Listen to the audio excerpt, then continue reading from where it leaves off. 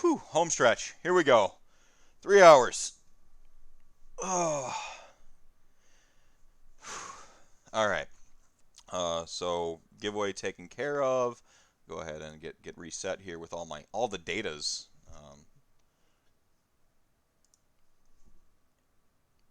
And Here on voice, I can hear you. video decides to work. Not the correct webcam. There you There are. we Woo! It's been a while, my friend. Has indeed, are you? Other than tired? I'm fine. This isn't so bad. We're 26 hours of being awake for me and 24 hours of ranting. So not That's too a good bad. one. Yeah, yeah. So I'm hanging in there. I'm not doing too bad. 6 ago. So we've got some. The first set of donations are coming in for the Catachan. This is the last opportunity to get essentially entered for that, for also the grand prize. So, remember, donate minimum $5. You have an opportunity to win the Catachan Kernel. Really awesome exclusive model for 40K. That other game. Yeah. I'm kidding. There's plenty of 40K fans, and Ninth Ed has really, I think, driven some interest. We were talking about earlier, like some cross pollination. Now some AOS players are moving over to 40K, or rather, Yeah. getting interested in 40K, and I think that's a good thing. Screw nerd tribalism, y'all. Um, and then yeah, and then if you have donated a minimum of $25 throughout the entire charity marathon, you are entered for the grand prize. Nice. Let's get some donations in, chat. Come on. There you go. Action Kernel, best prize. Best prize of the day, obviously. It is. It's true. It's Like, the objectively most yeah, more limited than Indomitus. more limited than Indomitus. That's right. So the Technically exclusivity. correct. Yeah. It's technically correct. They made less. Technically correct, the best kind of correct. Yep. Yep. And so it's the first batch of donations coming in. Caesar, thank you so much for the $5. Brandon, Tara, thank you so much for the $5. Rob Stoddard, $10. Thank you so much. Katie, got you. Elaztech, $20. Thank you so much. Papa Slam is $5. Beamer, $10. Thank you. And we got a Twitch Prime from Splonkerton. Drew Peterson saying last block and then expletive deleted. Great job, everybody. Jacob Berry with $5. So thank you all so much. Checking in on our so basically about 3 hours left to go. So that the stretch goals will go throughout. I think we've kind of hit most of the milestones in the stretch goals. I underestimated y'all's capacity for doing good. So we're at $6,375 for Mental Health America. 6,500 is the next. You'll hear my award-winning seventh grade story here. The first, I of course am a writer. If you can't tell from the rampant insomnia and abundance of opinions, this is the first thing I ever won an award for in writing. So this is, you want to see what the seventh grade mind of Mephisto looked like. So if you want to donate for that, and then 7K is we will actually arrange a for really real reading of the room. And I don't know why you all like that, but hey, thank you for donating. All right, man. So how you been? How's it going? Very good, yeah. Very good. Everything is cool. Lockdown is difficult, but not that bad, as it turns out. Right on, right on. And It's livable, right? right, and like nerds, it's interesting because it's like I felt uniquely equipped for lockdown myself. I'm like I'm a nerd. I've been made for this, but I did demotivate a little bit, and I'm kind of back on the upswing. I know seeing people get back out in gaming like helped me a lot. Like just didn't matter where Yeah. it was in the world. Seeing like the garden gaming is something that I've just been like yes, because it combines two Yeah. things that I didn't know it's just this like association of like they're free, like they're outside and they're playing Warhammer, and then that just like kind of reverberated back. Alex Tritle, $25. Great job, keep it up. So actually, donations here while Ian is on. I will personally match up to $75. to a charity of your choosing, a local charity for you in the UK. Did you have time to research? You know what charity it's going to here? Yeah, so my charity is the National Autistic Society. My son's autistic, so it's obviously a cause that's quite important to me. Right on, right on. Um, Hang on, just go ahead and so we're hitting multiple charities, showing that sort of interconnectedness. I think of the uh, uh, showing the interconnectedness of the community, how we kind of all really, I think, especially like as a content creator now, I hate using that term. It feels like pretentious to myself. Um, At least you didn't use say YouTuber or YouTube, streamer. Like I just all those. Oh man. really, really, huh? Uh, when it's like, oh yeah, I was watching this YouTuber. It's not a YouTuber. It's a guy on YouTube. It's a person with a webcam. There is no specialization YouTuber. Yeah. You don't get to character creation and go, I'm gonna be a YouTuber. Is that what it is? Yeah. So like when you're So, making your AOA, like exactly, like it just shouldn't exist. You're just a guy on YouTube. Like anyone can do it. It doesn't make you special. yeah, Like it doesn't get a name. You don't get a title. yeah, Like yeah. what I hate, what I think I don't like, and it's not anyone's fault, but like we've got a podcast, right? It's a podcast. We just talk about Warhammer. We're just some guys who talk about Warhammer.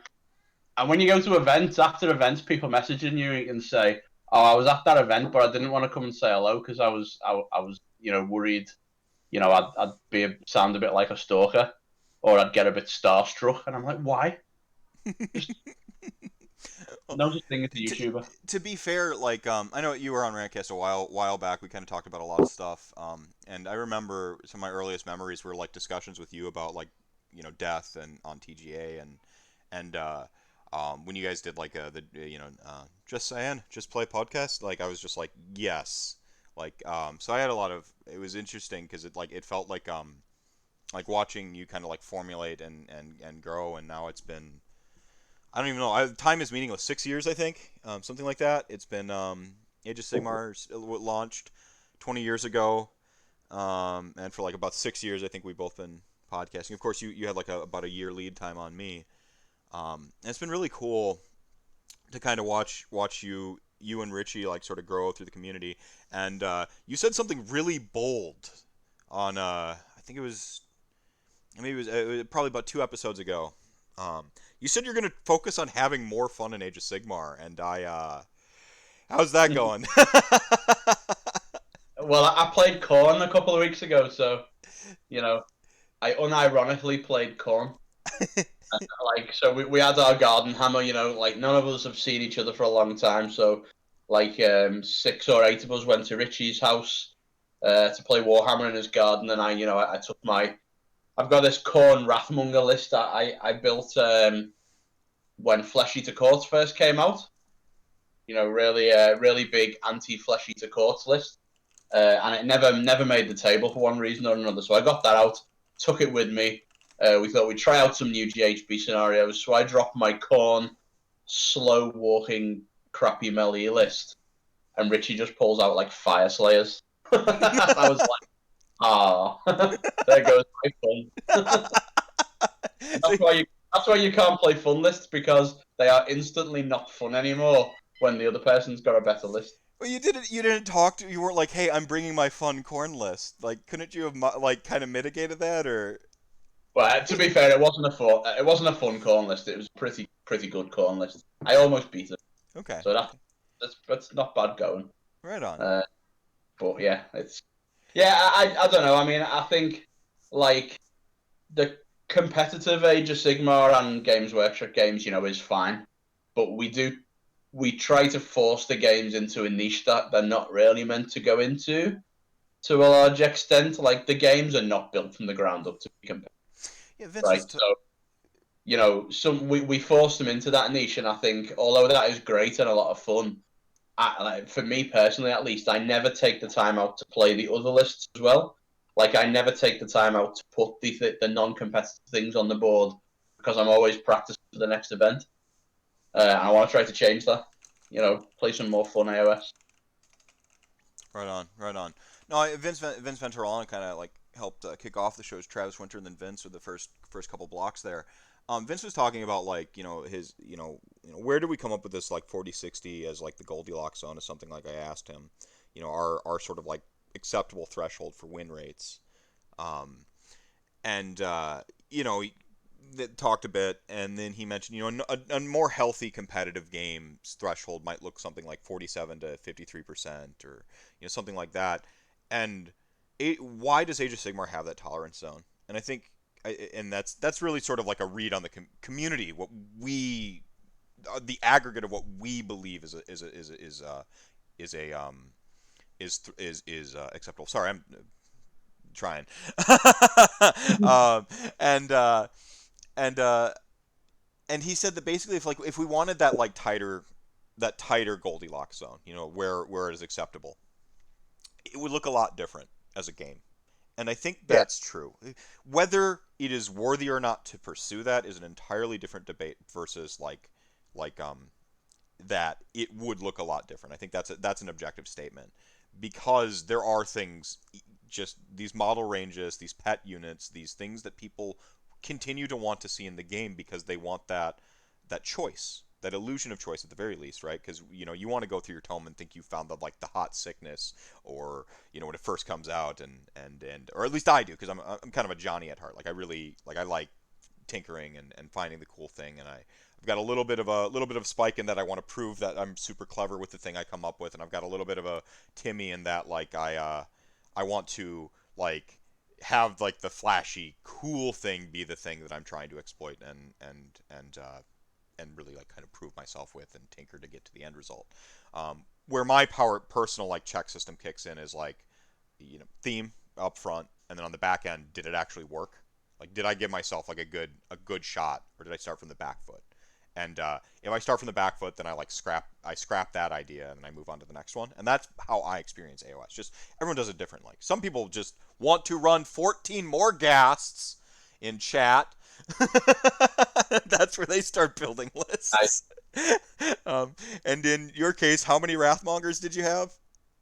35 in that list. 35 Wrathmongers. And some people just want to try to run 35 Wrathmongers. Um, but I mean, that's where we're at. Where I think we're at a little bit of a. Age of Sigmar is experienced in a couple different spheres of gameplay.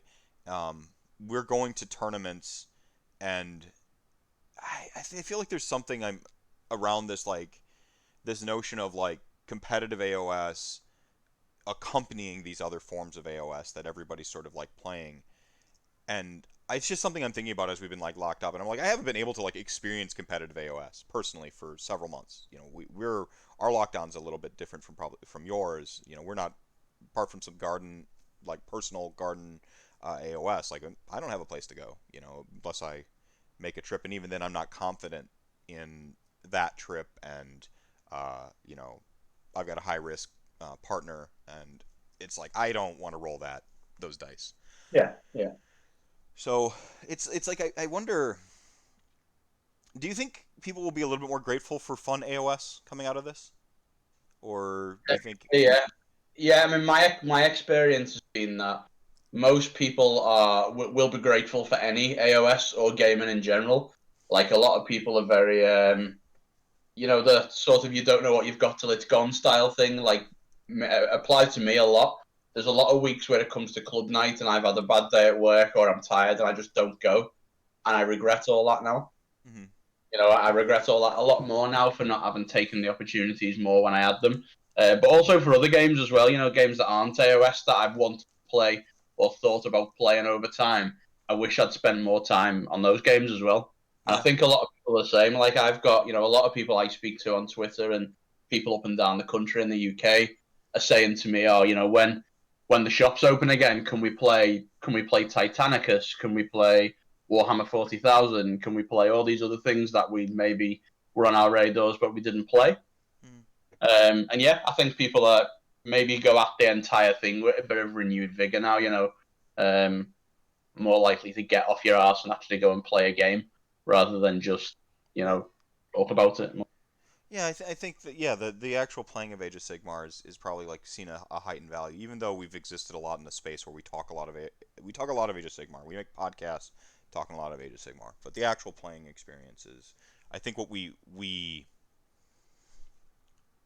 I that's what I appreciate now. And I know you talked about like playing Titanicus and some other games. Board games have been like the big thing in our household, and Yeah. like focus back on like getting the family back to the table together, and not just like, oh, dad goes off and does his own thing for himself. It's coming back to the table with my family and playing games that we can all experience and enjoy. And my competitive streak from Age of Sigmar, yes, is at the table. We were playing Ticket to Ride the other day, and I hadn't played Ticket to Ride. I'd known of it. I'd read the rules a couple times. Sat down to demo it, really drunk at like various board game nights and stuff like that, and just like when you're at that low attention span drunk, man, never happened. So finally, we're playing like Ticket to Ride, and I'm sitting there like doing my AOS thing where I kind of shut down and I start to process, and I go like this because I'm starting to like look at the thing. I'm like, okay, if I connected like this super long track, and like I thought that you had to build linearly, so like you had to like, I don't know if anyone's played Ticket to Ride or if you played Ticket to Ride, but it's railroad tracks, and it's a very sort of Euro game. I don't know if your classifications are quite the same in Europe, but very Euro game, like sort of like resources micromanaging, like so you're trying to build like these tracks and connecting these routes, and you have literal tickets and you get points for how long your route is. And I thought that you had to build like where you started, you had to keep building and going and touch all your cities and so on. And no, it's like, oh, you can build like this little like 3 track here, and then you can go over here and you can build here. But I was like looping all the way through all my destinations. I run out of trains at the end of the game, and I'm like, I didn't get very many points, and I had to do a lot of like crazy stuff to get to where I was going. And then I like looked down at the rest of the board because I was so focused on myself. It was like a microcosm, and everyone like had built spider webs, and I'm like, you can do that, and I like started getting salty. No one told me you could do that. I'm just like, no one told me I could do that, and I'm like losing a game as like the veteran gamer who plays the weird games and the more in-depth games, and like I'm like, I should crush my family, and of course my 8-year-old son and Molly are just destroying me. I'm like, all right, y'all. Like the um, focusing back. Oh, go on. I prattled on for a while. no, yeah, learn the lesson. Don't underestimate your kids. Oh man, yeah, kids. Colin Koi, beautiful game. It's got cards on it, and they have like up, down, left, right, like it's directionals, and like little. Basically, you have a card, and you're on a hex grid, and the whole point is to like your Koi piloting around, and you have a facing that you always have to be aware of because your cards turn you and move you forward. Um, and you just eat the dragonflies. But you can bump into other kois, you can flood the table, and you can throw rocks in people's way. So it's got a real like middle finger aspect to it. Colin, I taught him how to play it real briefly, and then he destroyed us. And I'm like, am I so rusty? Am I so like did I devote so much time to Age of Sigmar? I've lost my powers on other board games. Like, Am I actually bad at Age of Sigmar too? yeah, like am I like What don't I know? What yeah, is no one telling me? yeah. Am I really just bad at Age of Sigmar, and I've just been catching lucky breaks? I've been running above the curve on dice and like playing OP armies this whole time. Is everything I know wrong? Ah! Yeah, yeah, yeah. In Europe, we actually just call Euro games games. Yeah. That's what I thought it might be in its games. So then, I'm I'm kidding. We still call them Euro games. really, okay, all right, cool. Well, I mean, you own a shop as well, right? Yeah, Um, yeah, yeah. yeah, cool. Do Um, you do you have Ameritrash games over there? Do you use the same that terminology? I don't recall, but what would an example of an Ameritrash game be? Ameritrash games are normally like um, uh, it's a lot of a broader category than like Euro games. Ameritrash is normally just like real, like like dumb dungeon crawlers. It's Like, quite pejorative actually. Ameritrash really. Now I try to explain it to an American, but um, yeah, I don't.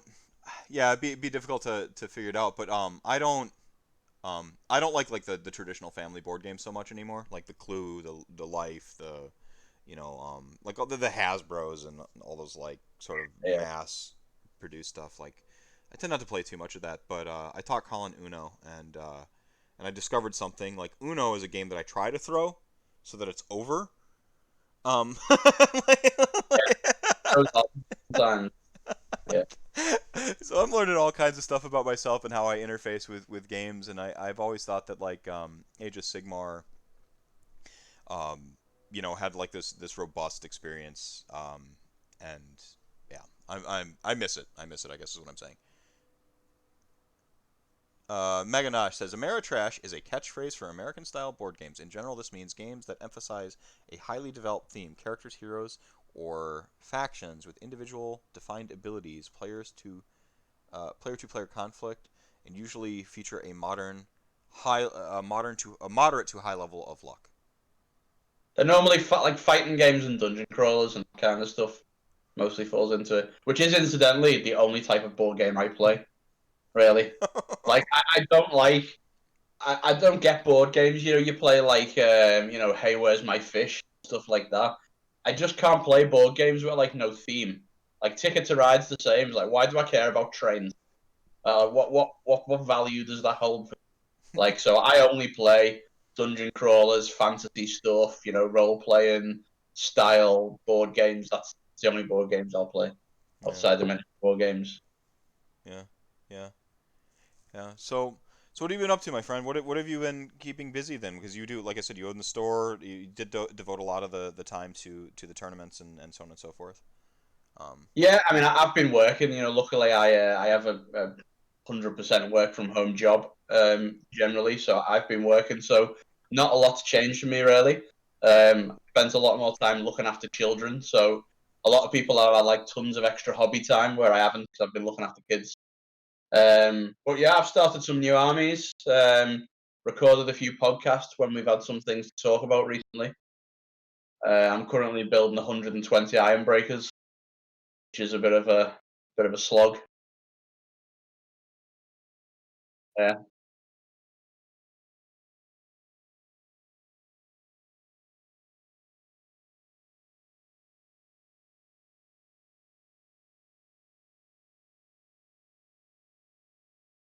yeah,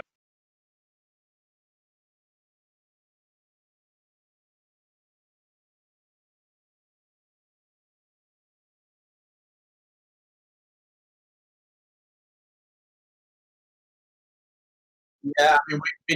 I mean, we were already on sort of semi hiatus anyway. 'Cause Richie was very busy with the shop, and I was very how busy did that too. happen? So, wait, how did what happen? Just No, not just casting too much. Oh, you muted yourself. You're not muted. have I been muted this whole time, everybody? Or did I accidentally hit the mute button and then? I hope not. Oh my. Yes, there you go. Right, okay. Are we back? Yeah, yeah, we're good. It was just like 30 seconds of me muted, so I must have like when I moved my mouse or I had my notepad up there, I something like that. Okay. We just stopped recording content for a while because there was nothing really to talk about anyway. Hmm. There was no events, there was no meta. We knew that the meta when the game come back was going to be wildly different than what we had on pause anyway. We had elves coming out, we had Seraphon, we had the GHB, so there wasn't much point talking about it really. So we paused a little bit, and obviously now we've got some releases. We've had some episodes out recently and chatted, and I'm super hardcore list building now. And so is Richie actually, like all day, every day. We use Slack for work to chat, and our Slack chat all day, every day is just list and maths and theory about Caradon overlords and all sorts of stuff, just flying backwards and forwards. So you've got the like you've caught that sort of spark again, a little Hmm. bit. Was there something that did it? The GHB. yeah, I think the missions are obviously like super good in this GHB, like the best they've ever been, and also Bold. just a few changes, like just a few changes. Obviously, the change in the dwarfs has really opened up Cities of Sigmar, giving them a lot of potential for builds with a lot of toys in because they can put good bodies on the board now. Um, Longbeards is a good change actually. I like that. yeah, obviously Seraphon as well. They haven't really been played at proper events yet. So that's two of my favourite books straight away. And Richie's really into Kharadron Overlords, which have obviously just got a big change. we don't think they are quite as good as a lot of people reckon they are right now. Mhm. I think that a lot of people play against them and lose, and they're like, "Wow, that army is so good; it just flies around and shoots." But it's got no bodies. Damage output is atrocious, Mhm. like absolutely appalling. Mhm. As top tier armies go, its damage output is just bad. Mhm. Uh, but it's a really interesting army, and I think once people figure out how to play against it, it will not be a good army. But right now, restarting the game Interesting. again, it's going to be Interesting. really interesting, especially if you know the army well, like Richie does, and some people play it do. Yeah. So yeah, it's quite cool. It's quite cool writing lists that aren't just 2,000 points of overtuned models Yeah. for a chip. Yeah, that's a really cool take on KO actually. Like um I think there's with shooting, I think the perception of shooting armies, um even though Zinch was bad, right? Like most out of bounds I think I've seen. Flesh Eater Court felt more out of bounds on account of just how narrow the game was at that point. Yeah, But in terms of just like numbers, putting up numbers and just the inevitability of it winning an event, Zinch felt like, is probably the most impressive. But even just kind of caveating that a little bit, like yes, most impressive. I still feel like the reaction to shooting will always be a little bit more exaggerated yeah, because yeah, that perception that I couldn't do anything, I put down my stuff, they threw down their stuff, and then everything was dead. I'm like, yeah. you know, And I mean, it is still too good. okay, Luminet shooting is too good. Every army that comes out that's got shooting, it's always overtuned. Always, every time. They do it with every army. It's something they still don't seem to get right. And at its core, the game is about it's a fantasy game, right? So at its core, it's about armies clashing and having a fight. mm-hmm, So every time you put shooting in, you've got to be very careful you don't take away from the ability to also melee as well. mm-hmm, Um, like for example, I think Cities of Sigmar shooting is really well done. really, You can okay, take Sigmar shooting with a bunch of melee and use it like support because it's all like quite close range or needs buffs, etc. It works really well. You can balance the armies with it, but most other armies, you're just going to spam a bunch. Like Zinch did with Flamers, like Lumineth can do, although they probably won't. The shooting support in Lumineth does work like I've just described. mm-hmm. It's unfortunately a bit too good. It just takes your characters off the table. Like they put this mechanic in the game where you get -1 to hit characters, try to make them a little bit harder to snipe, and then they give one army an ability that just bypasses that by doing mortal wounds on a 5. So it's out of balance a little bit. Yeah, that's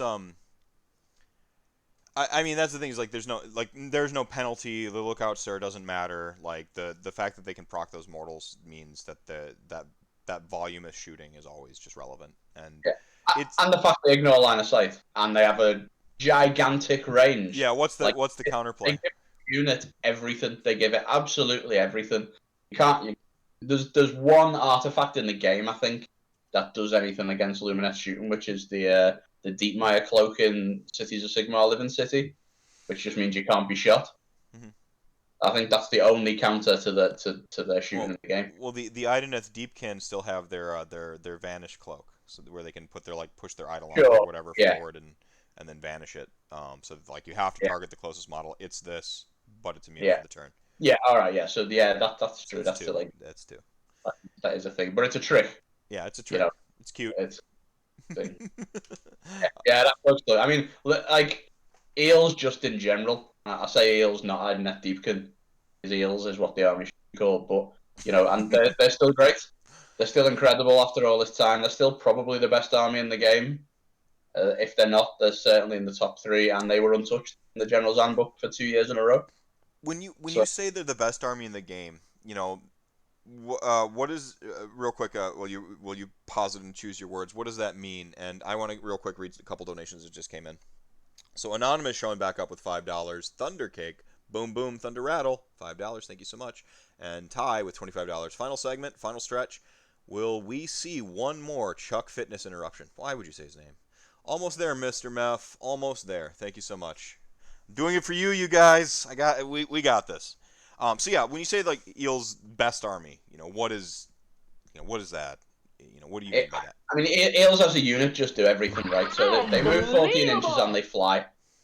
Perfect combination. You've played with Grimgas Reapers. You know how good a long distance move and fly is. It's Uh, like fundamentally ultra powerful in the game. Unbelievable! And they've got their massive move to do that with. But then also they've got a number of abilities that just break the game in lots of different ways. Deploying off the board breaks the game for a lot of armies. Being able to charge turn one breaks the game for a lot of armies. Massive amounts of damage and mortal wounds as well, and high rend. Like the unit has just got everything. And then on top of that as well, they've obviously got the natural built-in anti-shooting. They always strike first for the whole army, which is a thing that has largely vanished from the game now. But they've still got yeah, that was when it, interesting. We go on, you finish know, your point, but yeah. yeah, that's it. They don't really have a weakness. Like in theory, they have the low bravery, sort of low model count style thing as a weakness. But on the table, it's not work out like that because they got so many things in their favor that is rarely much of a problem for them. Mm-hmm. So they're just like an army with few counters. You've got even like total commitment doesn't really counter them because they're so fast. Like you can get where you need to go by the time it's the jump turn, right? Like Oh yeah, yeah. You don't need to deploy them off the table. It's just another answer to armies that may do something to you on turn one. Like if you're playing against Teflus and you don't want or Croak and you don't want to get mortaled off turn one, you deploy off board. But against a lot of armies, you don't even need to do that. I It's go ahead. so many options. So many options. Yeah. Heavy D6 with $5 donations. Thank you so much, Heavy. D6. Do you think it's I don't say good or bad that there's a best army, but with this army staying like largely untouched and having this staying power, um, I do you think that's a good thing? Like that there is an army that pendulum swings back and forth, and if you're chaos, it kind of does loop de loop sometimes. Um, Hmm. like, eh, but but like you have this like fulcrum, you have this mountain at the middle where you're like, it's just always just great. It's not an army where I expect to get 5-0 with, but I know I'm in I know I'm in every single game. Every single game, I've got a strategy and a plan, and I know what it is every single time. And it's just execute, hope that they don't stop me from executing my plan, and roll dice. Um, Yeah, I mean, I ha- think. What do you mean, eels in particular, or just any given army? I mean, I mean, you could do eels and then zoom it out, or zoom it into or zoom it out and then zoom it into eels if you have like conflicting ideals. Like however you need to frame the answer.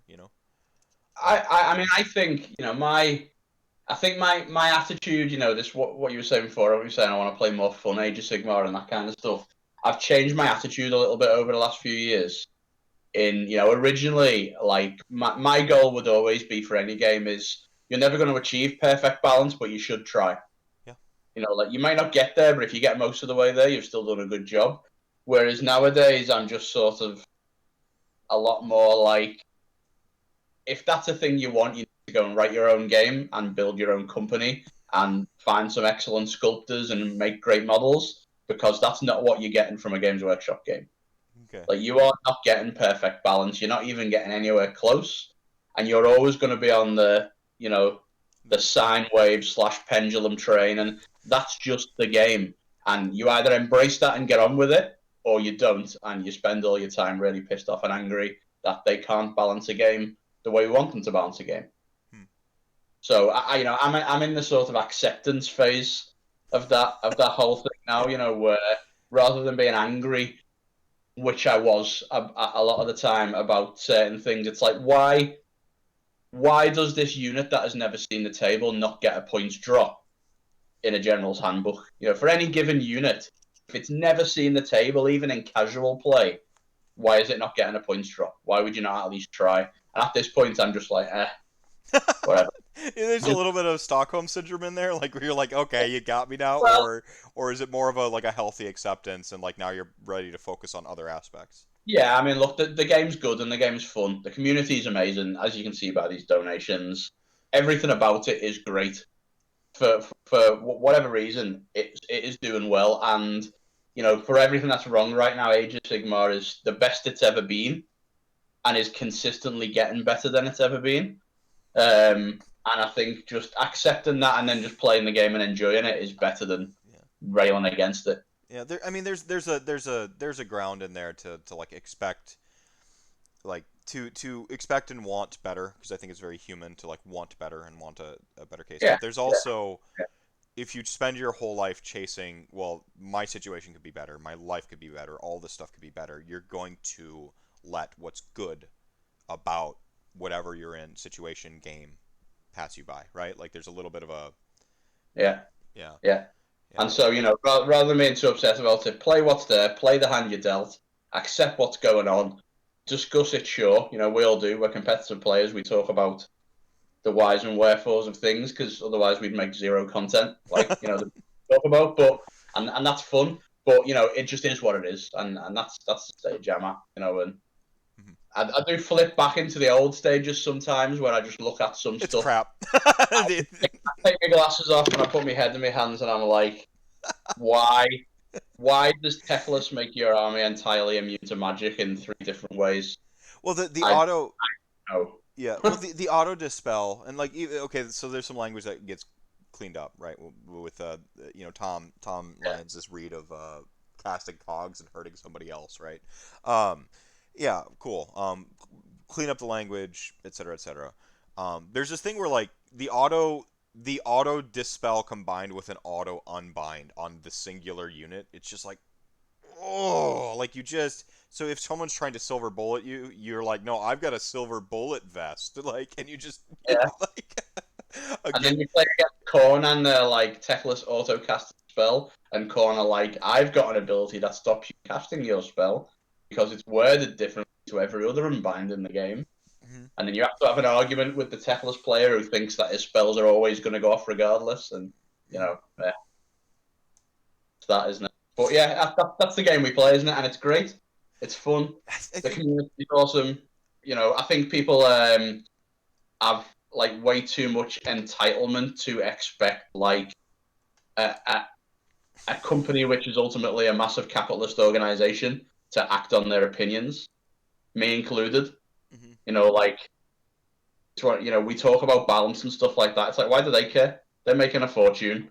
They've got a good game. Why are they going to act on our opinions on a unit that should be 10 points less? Mhm.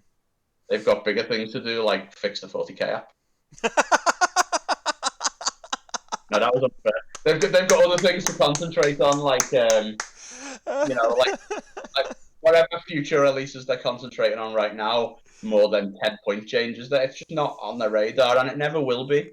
If it was on their radar, they would have hired a team of, professional playtesters and 15 rules writers, and they would be taking a very different track to the one they take now. So, we might as well accept that.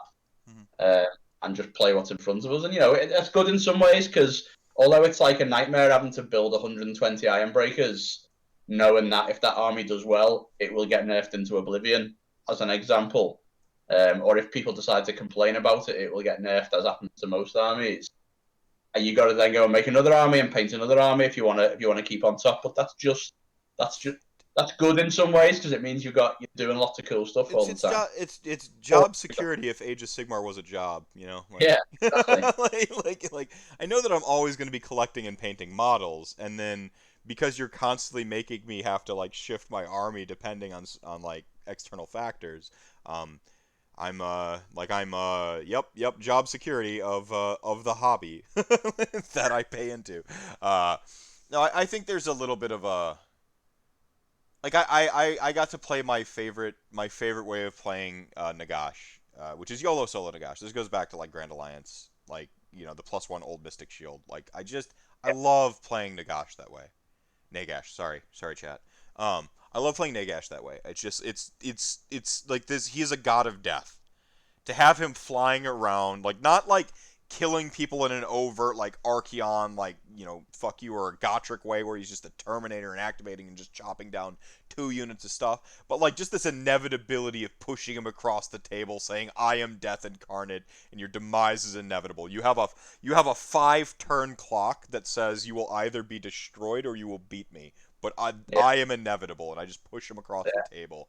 And I get, once he got the teleport, I'm like, this is what I didn't know I was missing. Like, I'm just like, I only want to ever do is teleport Nagash around when he gets shot at, just like chopping down stuff and saying, you're either going to win the game because it's a boss battle, it's a raid timer in World of Warcraft, and you're going to beat the timer, or you will not. And I loved playing that way. Because there was, like, it felt like death to me. It felt like a god of death, this inevitability track. And I'm like, I don't get to play that way anymore. yeah, And good or bad or overpowered or underpowered, like, that's not what I'm talking about. Like, I don't get to play that way anymore. So yeah. I have two decisions to make, or I have a decision to make with a couple of paths. Be angry forever that for the rest of my life I won't get to play that way, or find something else to be excited about. Find something good in that situation. So now it's like, oh, well, cool. I haven't been throwing rocks at people with catapults yet, and I've got a catacross, like, ready to go. Been leveling up my hobby skills, right? So, okay, cool. Like, I'm gonna find the fun in hitting you with rocks and just charging you with sweet ass murder ponies. Like, cool. Exactly. So, And now they've had the bentness nerfed out of them, so no one can even moan when you do it to them anymore.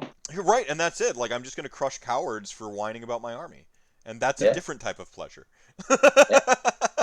Use the catapults, which are still horrendously overpowered. What hour? The catapults?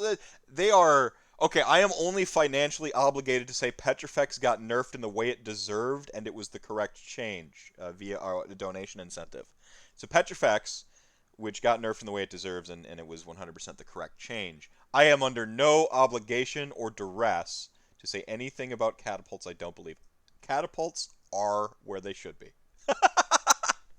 Aggressively costed artillery pieces. Aggressively, yeah.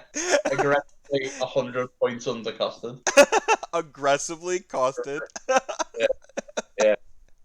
But that's the thing, is that pendulum will swing. The catapults will go up 50 points next year. You'll find some of the other points shift a little bit. Maybe there's one FAQ change, and you'll have another decision to make. Do I stay on the catapult train? Do I switch in some Gothazar harvesters?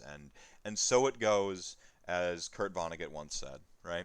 So a lot of things, and this ties into mental health. Like, it is a game. Games are meant to be fun. I love the competitive aspect. I like measuring myself, like, up against, first off, myself. Like, I want to see my improvement, my acumen dialed in. I want to test myself. I like testing myself. I want to solve a puzzle. You know, this army has me. It's got my number. Can I get out of this? Or I want to play an opponent that makes me have to think in a way I've never thought before, or really, test me, or it comes down to this. I want to experience that, right? And that I can experience as long as I'm maintaining a healthy sort of perspective and ambition. Yeah. If you're As you're there, what's as that? long as you have an army, as long as you have an army and you turn up and go and play, you will always get most of the bits of what make Warhammer good. Hmm. Hmm. Pretty much, you know, people and playing the game and it being interesting. As long as there's an army that makes you excited, at least one, minimum one. Yeah, and I missed it a little bit earlier, but Hawkeye here said, Ian's a competitive player. I thought he was all about the narrative. I am 100%. um, My narrative dispossessed only dwarf list right now. 100% story driven. what's the story of your dispossessed dwarf list? What is the Oh, story? it's 150 guys with a 2-up save. The, the best the best narrative I could have hoped for out of the General's Handbook. It's amazing. Once upon a time, there were 150 dwarves. They had a 2+ save, and they stood on objectives until the game was over and they won. The end. I am a writer as well. Welcome, welcome. Yeah. Welcome to the vocation of writing. It had a beginning, it had a middle. The only thing it was missing was conflict. Good narrative needs conflict. So you got to be like, they were reluctant to stand on the objectives because, like, one of the objectives reminds them of where their very prolific family I died. I was conflicted as to whether I could be bothered assembling and painting 150 dwarfs, and my desire to narratively win tournaments won out, as it turned out. I love it. Like you just full attrition. Like, come at me, bro. um, man. See, this is the thing is like I just managing your expectations and perceptions. That's what you can control. This is more just a point to Age of Sigmar. It's something I can say the words right now. I still struggle doing it. What happened? I saw the Petrifex Elite nerf, and the first thing I said was, "This is the wrong change," and I had reasons for the wrong change, right? And I was so busy being immediately sort of my army gets hurt more than other builds of the army because the other build of the army, the two catapults, already running Petrifex Elite with Catacross and two catapults. Just Crayon crosses it out, switches to Mortis Praetorians. They feel nothing. They change some text in an app that doesn't work, or on a PDF they printed off last year. They just cross it out with a Sharpie. They are unaffected. Their experience, their play, like they feel bad. Like maybe they have to think a little bit harder because now they have to be aware of the alpha, right? The out deploying you turn one alpha when you can't get your +1 up, and you're a little less killy, but I will kill you a turn later. You know, is when you have ultimate attrition and some control on your side. Plus, you're sniping off heroes with like awesome catapults. So like their experience is largely going to be very much the same. I guess they're on a 1 turn delay because they don't have the rend. Fine, whatever. It's it was I was like, oh man, this hit Nagash harder, and then I went inside my head and I thought about it and I'm like, I already thought I planned on moving off Nagash. That was just what I was doing, and I was having the most fun ever doing that. But like I knew that there was a point where that would change, and I had made myself think that like I had 7 months of that, right? I had 7 months to play Nagash. My favorite way I've ever got to play him because they took the old Mystic Shield Nagash and said, now you get to teleport. And I'm like, I didn't even know what I was missing. And I'm just like losing my mind. And, even knowing that was my reality, what felt for me, it was that like something changed that I could not affect, which is, lockdown. I didn't get my 7 months with Yeah. my army. I didn't get to do all that. And it really did make me appreciate that, like, this will pass. And, I get to play again. And I think that that's made me appreciate it a little bit more. That's my experience. Your mileage may vary, dear chat gang. I really hope it has, and that you've gone through your own journey of introspection. This is what I've taken away from my experience, and you're kind of talking about your experience. So I think that's pretty cool. Chat gang here. Sorry, I didn't mean to like just ramble on, but I'm getting through it here. What hour am I on? Did I answer that? I have Got like two left. 25 hours. I have 2 hours left to go. Whew. Cool. All right. Remember to get those donations in for the Catachan Kernel, and also this is your last opportunity to sort of get entered for winning the 2,900 points of Bone Daddies. You can still make this. This is a lot. You're gonna be able to make a tournament competent army. It's not gonna win your games for you. But you've got a pair of catapults or a pair of Gothazar harvesters in there, a catapult, so you might have to buy one more. You've got Catacross, you've got 60 Mortek Guard, 10 Murder Ponies, 6 Stalkers actually, a couple heroes. So it's a Really good now. yeah. So you've got some you've got some range to do a couple modular builds. With the two Gothazar Harvesters, if you want to play the best one, Crematorians, you can play Crematorians, the best one. Sorry. What do we got here? Incoming job offer for Black Library for your narrative. Do you have a title for your 150 dwarf narrative? Yeah, it's called I don't want a job at Black Library because I support gay and trans rights. There you go. That's that. Like, Yeah, maybe that's too meta. Maybe yeah, that's too Twitter yeah, yeah. meta. That was a little spicy, but it was the truth. So, uh, It hey, was indeed. hey, well, Got it. Yeah. believe it or not, narrative uh can also be competitive. I think is where that was going. I got pushed off. A riveting tale, sir. Hey, well. At the end, they realized the real objectives were the friends they made along the way. Truly fun armies are they are art because they are temporary. Oh, like the Tibetan sand art. Yeah, they are art because they are temporary. As are all things in life and life itself. Well, yeah, there's beauty in the impermanence, right? It is mostly true. I mean, unfortunately, rightly or wrongly, stuff that's really great tends to be also really fun because you're winning games, right? And, Right. and you're doing something interesting, which inevitably means it will also be nerfed. Although not always. If you're the only one playing the army and no one else is, not enough people complaining about it to get it nerfed. Yeah, some stuff Yeah. flies under the radar, right? Eels is a great example of it. Eels is played by some great players. It's a very consistent tournament wins, but not a lot of people play it, and therefore there isn't like mass outcry. Like there isn't the Slanesh or the Fletcher Court level, and to some extent you do need to play it properly to win as well. So it's not like some guy who's just bought his Flesh Eater Court's army is taking your army off the table. Mm-hmm. But they're still one of the best armies, and they definitely do need to be tuned. But because not many people play them, even though they keep winning events, like 2.5 years on, they don't get touched. Hmm. They just get buffs actually. I think there's some that this is where that word that I think is a little bit of a it's a lofty word, but the internal or a lofty phrase, the internal parity, right? Like there is a lack of parity in that book because it is eels, things that support eels, and then Yeah, everything yeah, else, and that's yeah. that's it. That's the space it plays in. Um, I think it's kind of neat. Where I was asking that question, I actually think it's kind of neat that there's been this just like permanent litmus test. I actually think that that's been kind of neat as a good, not good, bad, neat.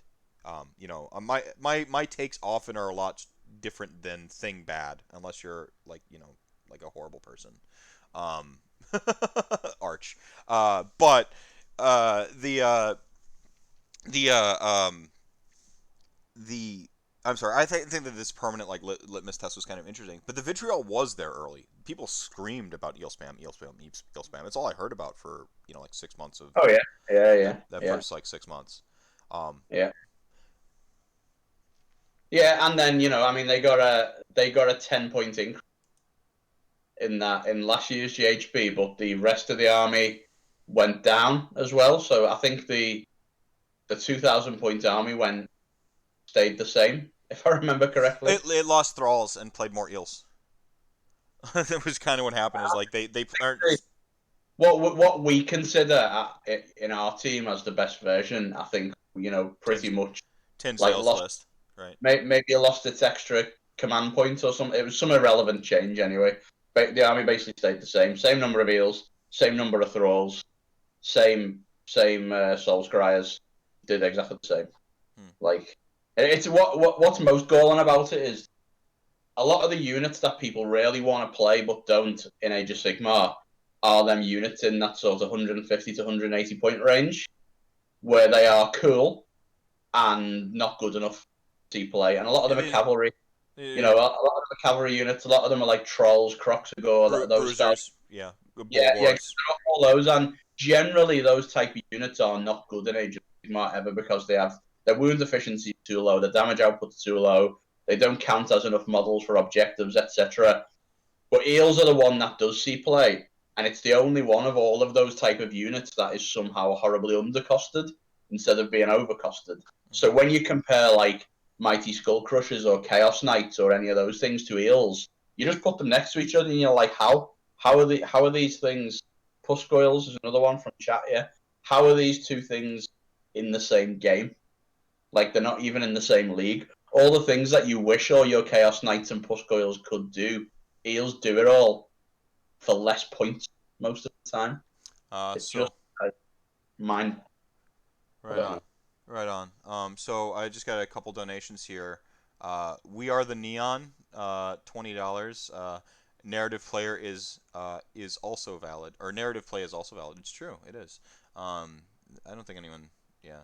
Uh, Absolutely. Jim Brewer's Bros, $20, and then quick follow up, $5. Get you to 7K. So that does break the 6,500 hundred barrier.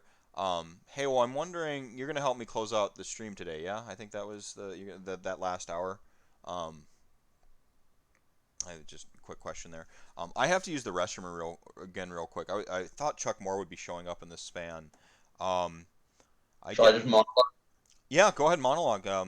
If you'd like. Monologue. Maybe We'll let chat tell me something to talk about first, yeah. There you and go. then I'll monologue. Yeah. So chat gang, I need you to help be the show within the show that you always are. What is it you like Ian to riff on? Uh, uh, yep. Happy to hear you talk about eels needing to. Is there a special prize at the moment? The last. Uh, what is your night haunt list right now? Oh, let's do that topic. That's a good topic. Yeah, night haunt. Yeah. All right, I cool. was, I was saving this one for our next podcast episode, but we've got so many armies to talk about. But let's do a night on list. Beautiful, Um, beautiful. All right, I'll be right back. I think Grimgas Reapers are good again. So I think go go do your thing. Um, yeah, right. So like battle line is a big deal now because you've got two missions that will be played a lot because they are new and very good. That will make battle line quite a big deal. Multiple objectives all over the board is a big deal now as well. So you're going to want to retreat a lot onto other objectives. And survivability is a big deal because you've got so many objectives, and fly is always good. So all the things that made Grimgas Reapers amazing first time round, they are still amazing at. And when you go and look at Grimgas Reapers, what they do for their 140 points for 10 models, the temptation when something gets nerfed is always to stop playing it, because it's been nerfed, as happened with Slanesh when they were nerfed, even though Keeper of Secrets was still really good. And I think Grimgasts were a victim of that to some extent, in that at 140, that all of the Nagash builds with it were broken, but they're still really good models. And now that we've got this battle line situation, and these new missions where you've got to be like all over the board all the time, I think they're really good again. And because they're so good, I think it makes Nighthaunt pretty viable. I don't know that it makes them incredible, but I've got a list written which is 90 Grimgasts, which is 90 Grimgasts, a Knight of Shrouds, on a horse, a Guardian of Souls, obviously, Reikenor, and a Dreadbane Harrow, which, as your general, also gives you a lot of teleport and mobility as well. And then there's a couple of units of 5 Blade Geists / whatever unit of 5, something that you want in there. They can be 10 Chain Rasp as well if you want. And I think that's actually quite a good list now. I think it could definitely win things. Is it going to win everything? No. Are Nighthorn suddenly amazing? No.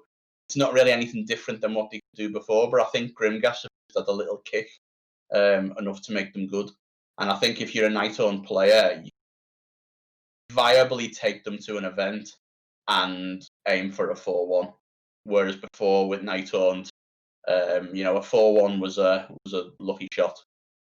Yeah, the new battle plans. The new battle plans are just fantastic. They generally make a lot of. I mean, they make some armies worse, like Khorne, for example, an army that completely relied on things that weren't battle line because their battle line are so bad, get hit quite hard. But some armies that have very good battle line are viable where they weren't before. So it's the same thing. It's just all change, and stuff gets good again, which is quite cool. So I definitely think that. Well, Rational Neela said the hardest thing about Grimgas is not breaking them when you transport them. So I use a Battle Foam Magna Rack, which are amazing cases if you've got one. And I once took my case apart and dropped it on top of a tray of 60 Grimgas. You can imagine how that went for the Grimgas. Not go well. Oh, oh, Go well. oh, Chuck Moore here. Got a chuck. That's Chuck Moore. Right before you leave, I didn't want to interrupt the monologue. I was enjoying it. uh, I love it because it's like if the whole world is my imagination, and I am secretly in bed right now having the most extravagant night terror I've ever had. I think I have like two axioms of of people I absolutely adore in the community. Like right now in the same chat. So this is like this is really awesome. And I'm like I have invented like these two hallucinations of various parts of my psyche that span from like the competitive, like you know sort of like puzzle that is Age of Sigmar to the like fun and positivity. It's just so thank you both for doing this. This is awesome. How am I suffering now, you're though? doing great work. Yeah. Well, when you get near the end of a workout, that's when you really want to push because the pain's almost over. You just want to get it all out, get it done. Mm-hmm. But you also want to stay hydrated because hydration is, as we all know, key. So I want 5 burpees and I want you to drink a whole glass of water. Will this amount of water count here? This is Yeah. That's probably a little bit more, but yeah, that'll work. 20 ounces. All right. So I'm gonna do burpees, and you're gonna go back to talking about how great like Night Hunt are. So one of the questions in there was Harridans are going to see play. I actually started down the Grimglass line of thought because of the Harridan points drop.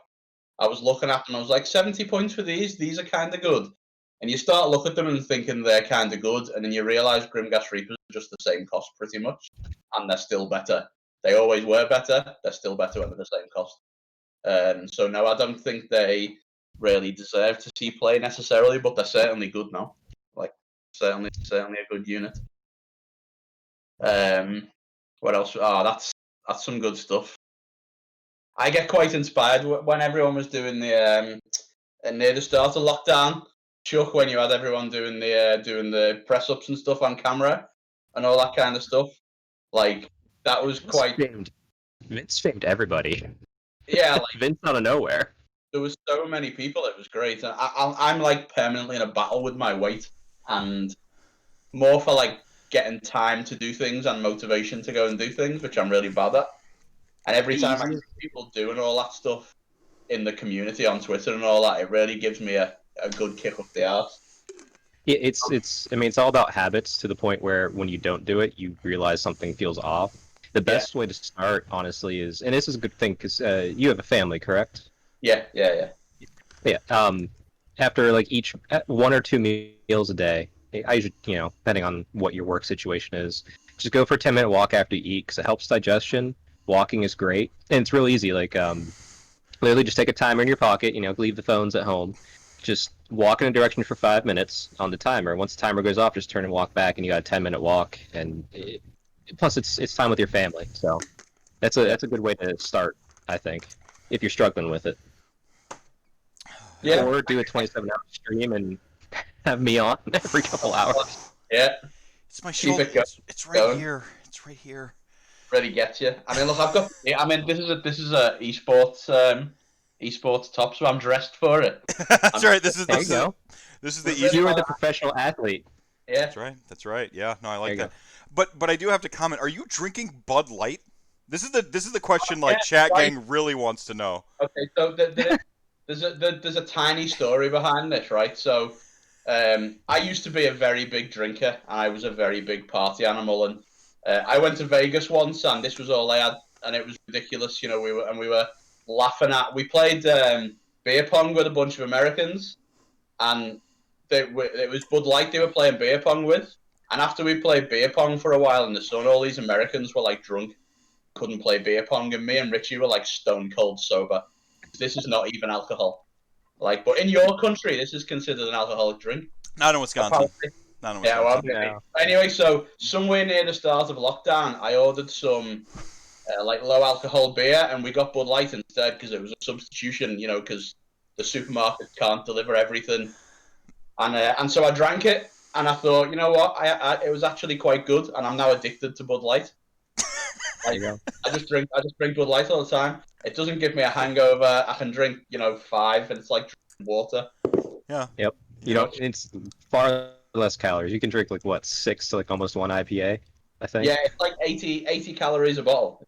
Really low. So yeah, Yeah, I like Bud Light. no, More I'm relevant. more and more on the light beer train too. Yeah, I think Try not as to you drink get a my little bit calories too much. older, But yeah. as you get a little bit older and you start watching weight a bit more, and you've got kids, and you don't ever want to have a hangover when you've got kids, and all that kind of stuff. Try and find all these little ways that you wouldn't have considered when you were 20, because it would have been considered, like unmanly in inverted commas. Right. And but yeah, it is pretty much just water with some hops in. Cool. All right. So a couple. I'll see you in a little bit, guys. Yeah. Yeah. But Thanks, Jeff. Yeah. Thanks for stopping thanks. by, my friend. So we got I love that. That's an amazing idea. the walk or the. No, the having Chuck jump on to give you some motivational exercise. Yeah, I figured it would actually. So this is double fold. This is my problem solving genius brain at work here. Like the life is the Warhammer game, really. Um, but no, so like it was an early donation incentive. It was $200. I thought I'd struggle to get 600, but I figured we'd have 200 by like block 2, and so that throughout the stream he just like drop in and do the fitness thing. And I figured this would actually help keep my energy levels up in many respects. Is going to get my brain like kind of kicking again and stuff like that. So it's like it's twofold, but it's also like part of his like his entire POV is Tay Taylor Swift, Daughters of Cain, and fitness. And he frequently has made the joke that like he just wants like an excuse to go onto other people's podcasts and stuff. And I'm like, there you go. Like it is the Chuck Moore like fitness invasion where he just like interludes into like whoever else he just got to join 13 podcasts, like like This stuff. I mean, we've never. Like, that's the first time we've ever actually talked. But as people in the extended community go, I love following his stuff on Twitter. It's just cool. Cool. Whatever makes Chuck Moore positive, the positive individual he is. I want what we need to do is like we need to find a way to just take that and bottle it and just like give it to everybody because it's crazy. I don't. Chuck in a bottle. Yeah, chuck in a bottle. Also, one endless Chuck per game. Yeah, chuck in a bottle, one endless Chuck per game. Best artifact. Davis MMA says, congrats on the huge show. Ben Weiss, $20. I think I might have mentioned that already. Sorry, I'm looping here. 13 rolls, $15, rounding out my total donation. Such a great cause and amazing job. Thank for the hard work by you and all guests, as well as those who donated prizes, and also yourself and everyone else who has donated throughout this stream to just kind of blow my mind. We have one sort of stretch milestone left. So that's 7K. You've already done exceptional. You've all rocked it. 7 times what I expected, and far more than I think even if I had done better math with my metrics and better expectation, like set higher expectations and so on and so forth, you still would have exceeded them. I joked to Molly, when you guys like kind of like it was like $300 going into the before I even like streamed a second. I was like, I probably should have set the goal for 5,000. But I'm like 5,000 seems really ambitious. Maybe 2,000. I was going back and forth, and 5,000 was like the highball figure I said for getting a Nagash tattoo. So I want to say I'm going to tell Molly, even though she already knows the truth, that it wasn't 1,500, it was 5,000, and the 1,500 goal was for me to read this to you instead. so this you donated for this. This is the tale of Sir what's his name, written by a 7th grade Andrew or Mr. Mephisto. What seventh grade? How old are you there? Like 11. So 11 or 12, I believe. Yeah. Okay. So 11 or 12-year-olds. So cast your mind back 24 years, which is like I think at the beginning of COVID, is 24 years ago. So just cast your All mind right. back. We're going to go on a journey. So you got to hear the tale of 150 dwarves, and now you hear the tale of Sir what's his name by Andrew Heggie. One day, long ago, in a stable far away, a stable master was milking cows. Suddenly, a giant, 20-foot tall peacock hobbled in and pecked the man's arm off, and stole his most prized cow. Cries of sheer terror filled the air as the giant peacock ran through the busy streets of Dilapidatedville. At a thesaurus. Things were bad until the masterful, magnificent, prodigious, incredible hero that goes by the name of, well, it doesn't matter what his name is. I guess I'll just call him Bob, for purposes of this story. Well, anyway, Bob, what is his name? Arrived at Dilapidatedville, and much to his surprise, the town was in chaos, which was good for Bob, he needed the work. Bob walked to the nearest tavern. In Hero School, he learned that taverns were always good for information, not to mention a tankard of ale from an attractive barmaid. Bob sat at a bar stool, breathed in the musty alcohol scent of the bar, and waited for a barmaid or the barkeep to serve him. The barkeep came over, glanced at Bob's fancy plate mail and his shiny cutlass, which was daintily strapped around his waist. "You must be a hero of some kind," spat the barkeep. Indeed I am. My name is Sir—" "I don't care what your name is," interrupted the barkeep. "This is for heroes. This is the Heroes Bar. That's across the street. This in the Heroes Bar. That's across the street from the next to the Farmers Bar. This here's the underpaid, neglected Blacksmith Bar." "Oh, sorry," apologized Bob. Finding the correct tavern, Bob learned of the 20-foot peacock and the disturbances. He was also told that he should see the man with one arm. Bob visited the eccentric man with one arm, who had little information about the peacock other than its dwelling being located in the north, and that the town was named Dilapidatedville due to the lack of a better name, and a few poor choices such as Festering Pool of Mucusville, which is not pleasing to the stomach, and Helpless Vagabondville. Yeah, I think that's probably the better. Another useless discovery was that the man with one arm was utterly convinced he still had both. The following day, Bob went north in search of the most gruesome, heinous, vile, and altogether not very nice peacock. Bob crossed the desolate valley of few perils, and the jungle that must have a menacing name, but no one can remember it. After Bob overcame these untroublesome obstacles, exerting more effort than needed, he came to the peacock's dwelling. The peacock's dwelling was potent with corruption and decay. This place of evil, this impenetrable fortress of doom, located at the foot of a great mountain with no fancy name whatsoever, staged the next battle. Bob, reaching the cave's opening, met the gaze of the harbinger of death, the apocalypse itself, the peacock. Bob, doing the sensible thing, unsheathed his blade and lunged for the peacock, shouting, "I claim your life!" The peacock, not expecting Bob to be a warmonger, let the sword deflect off his brilliant armor of feathers. The peacock, acting upon his better instincts, his stomach, his better interests, his stomach, struck for Bob's throat. Bob parried the relentless beak of the peacock. The massive bird recoiled like a snake, and again struck to destroy Bob. Bob was quick on his feet and dove for cover behind a pile of foul-smelling stones. Bob again, acting sensible, was not where was it? Sensible, leapt from his cover and went to sever the peacock's head, his sword being deflected yet again. Bob, now barreling toward the ground, felt the blunt agony of the peacock's head in his side, which sent him sailing into the foul-smelling pile of stones that Bob found to be quite soft and a good means of breaking his fall. Bob, now deducing that sensibility was not the way to win this battle, decided to consult his hero's manual. He quickly paged through chapters of how-to and hero etiquette and slang, and finally came to the section Slaying Giant Birds. He read, "So, you have a giant bird problem. Before you fight this beast, you must ask for the following questions. Does your bird fly? What type of beak does it have? Is it evil? What type of feet does it have? Is it a giant peacock? Next, compare your answers to the chart on page 701. Then follow directions provided in order to slay the fiend. Have a nice day." Bob did as the manual told him and discovered he must use the limb of the peacock's first stablemaster victim and hit the peacock on its biggest toe. As fate would have it, the stable master followed Bob and was hiding in a nearby jungle. Bob's next action was to remove himself from the pile of stones and find his sword, which took a while. During this time, the peacock ran inside his lair, giving Bob time to speak to the stable master. Pardon me, stable master, but do you have that arm that was severed from your body by that peacock? Inquired Bob.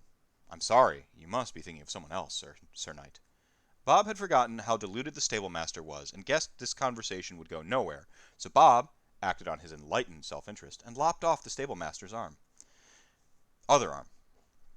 I'm sorry for taking your other arm, stable master, but the ends justify the means. What arm? Questioned the stable master. Both my arms are perfectly intact.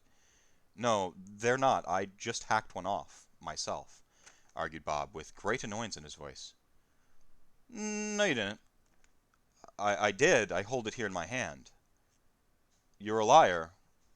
You sure you don't have a third arm yourself? Yelled the stable master. Bob knew this was one conflict over which he would never triumph. Valiantly, Bob trotted off into the cave where he would certainly face impending doom. Bob, with no regard for his own safety, marched on into the jaws of death, knowing he may never return. Though he may be decapitated, he marched on.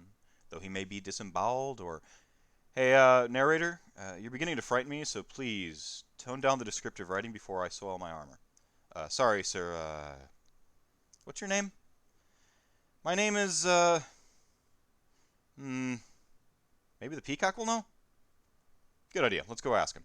Bob bravely walked over and tapped the peacock on his shoulder with the arm of the stable master. The peacock, awakening, let out a deep roar and climbed to his feet. Then, in a deep, booming voice, he said, Hey! Hey! Thought we were in the middle of a tall tale here? It's a tall peacock. Come on. Well, we kind of were, but we can't remember my name. You're Sir Nicodemus, you idiots, the peacock laughed. Now, knowing our hero's name, the stage is set for the final battle. Hey guys, I was wondering do I really have to die this time? What if Nicodemus died this time? It would make for a great plot twist, don't you think? No, no, no, the kids want triumph. I am, after all, the hero. Some hero, you couldn't even remember your own name. Oh yeah, well you get defeated by a hit to the toe with some peasant's arm. Guys, listen. Everything ends, as I have said in the past, okay? Now, Harry, let Nicodemus hit you on the toe. Okay.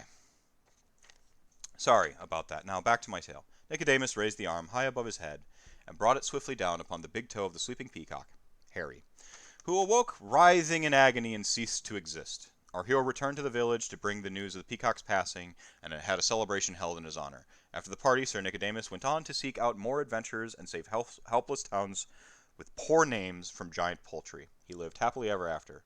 Oh yeah, and the stable master still thinks he has both arms. Yeah, thank you. Yeah. Woo! Yeah.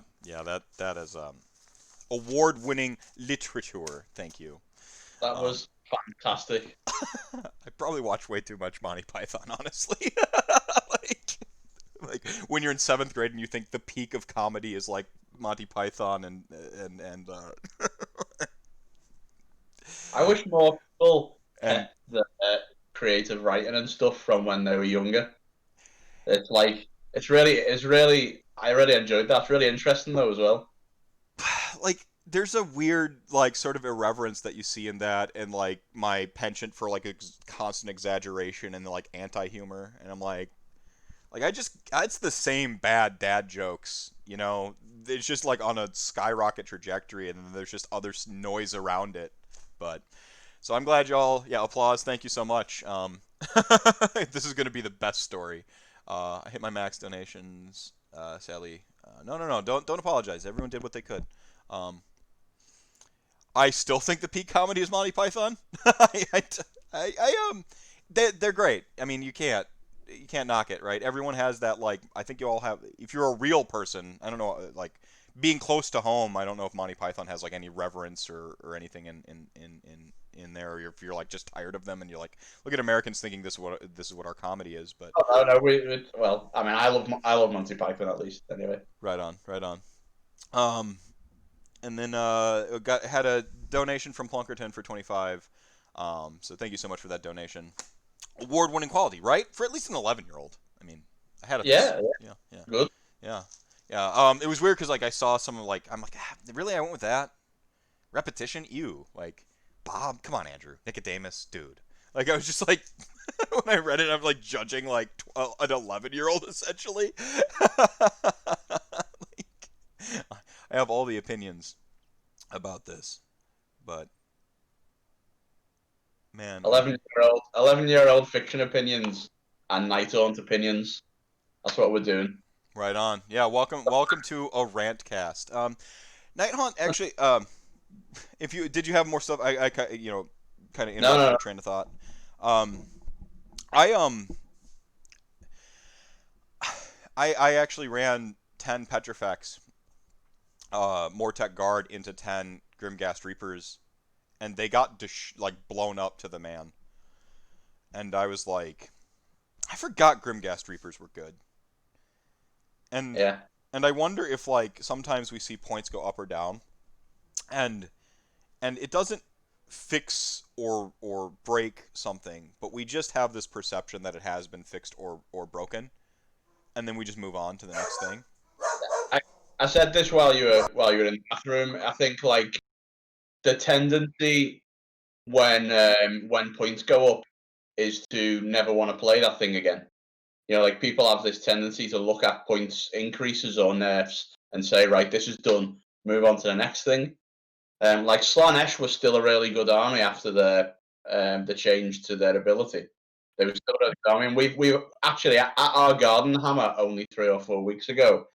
JP, who played Slanesh to some wins last season, we were testing Slanesh. We thought it was still going to be a really good list until the second wave of General's Handbook, unfortunately, which was too much. But yeah, you know, I think we all have that tendency, like, you know, how you think that the Petrifex nerf was incorrect, which is wrong, and it was great. Great, great.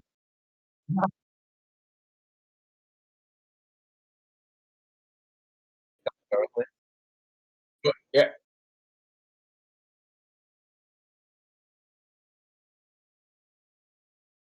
yeah. Like, are you muted again? Someone said muted in chat. Oh no. You just missed me talking about how I revere the change. Mochi was barking. I'm sorry, I muted myself because she was going off. No one needs to hear a corgi get angry at the doorbell. I was just saying that there was a super measured and excellent change to Petrifex Elite. But continue. You were in the middle of a point there. I mean, I still think Petrifex Elite is the best. Is the best. What are they called? Uh, Whatever. Boneclave is the true Yeah, technical. Yeah. Storm Host, Spaceman Uh, Chapter. they're Still, legions. it's still the best one, I think. Really? Uh, yeah, I do. Yeah, because I don't massively rate Catacross. So even though Praetorians is quite good, I don't rate Catacross hugely, and I rate army wide -1 rend. I think in some ways they got better, right? Because Stalkers got better, right? Like you can run. yeah, I mean, my real take once I put some distance between my emotional response and my logical and allowed my logic brain to take over was that like yeah, okay, Nagash is you kind of like you don't do that in Petrifex Elite really anymore, unless whatever. Like that's probably not where he goes anymore. You can still run him that way because the other stuff is still as good as it was on his War Scroll, right? Like Mortek Guard are good. It doesn't matter where you put them in. they're incredible. Yeah, Yeah, they're yeah, yeah. They're great. and But with a 4+3 rollable save and a great attack profile is really good. yeah, You know, yeah. So like you can just run them in there. The reason Ivory Host is crap is because it gives you a penalty. If it didn't give you a penalty and said you get the +1 to hit sometimes or something like that, like, but yeah, Ivory. um, Mortek Guard are the best when they explode. But like yeah, I'm like I like that you're saying that, like you kind of rate the offense and like they in sort of like a in these sort of like peripheral ways they did get tankier because now the things that don't have that shield wall on them are going to shield wall. Your catapult's shield wall now, right? Yeah, yeah. It's not just a Or not nerf. shield wall, quote unquote. But Yeah, still mostly a nerf, but 3+ rerollable saves shouldn't exist in the game. Like okay, two plus save dwarves. only for 110, and they also have a terrible attack profile. Fair enough. But there are 150 of them. There Yeah, and 30 of those are Iron Drakes as well with -5 Rend. But let's not talk about my Yeah, army. yeah. Let's not talk about that. No. No, no, in sincerity, Ossiarch Bone Reapers will be fine. This lot is amazing. They're going to be awesome. Hopefully, people stop complaining about them. Like it was a nerf. Uh, it was a fine measured nerf. We can move on. I can now play my army without walking up to the table and like people being like, I hope you're not Petrifex Elite. I'm like, Yeah. no, no, no. I'm probably still going to play Petrifex Elite if the meta says I need the extra rend. If someone's bringing 150 2-up save dwarves, I'm bringing the extra rend. Otherwise, I'm probably going Mortis Praetorians and just like I said, beating you a turn later, or Yeah, yeah. um, I don't really rate Null Myriad. I don't think it does what people think it does because things aren't really winning with the spell effects. They're you're still getting shot off by salamanders. You're still getting shot off by flamers. You're still getting the things that are killing you are still even from those spell armies. LRL would be for me. I need to see it. I need to internalize it.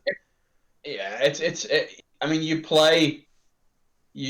build your army for your hard game, right? And I like that even, take. I love that take. even yeah, right. So if you're going to play against Oryx, but you beat them anyway without an allegiance ability, then that's fine. You don't need it. And if what you lose against is Lumineth, Croak, um, maybe some Hollow Heart lists, although that's unlikely. We're talking about Lumineth and Croak mostly right now, Right, right? And right. if That's those are everywhere, and they are the armies that you lose your game 5 to, or your hard game or 2 of the event, then Null Myriad can be a good choice. I agree that it's if there was one more big spell army out there right now, like if Hollow Heart spam and damage spells, which is a list I would absolutely play right now if Teclis didn't exist.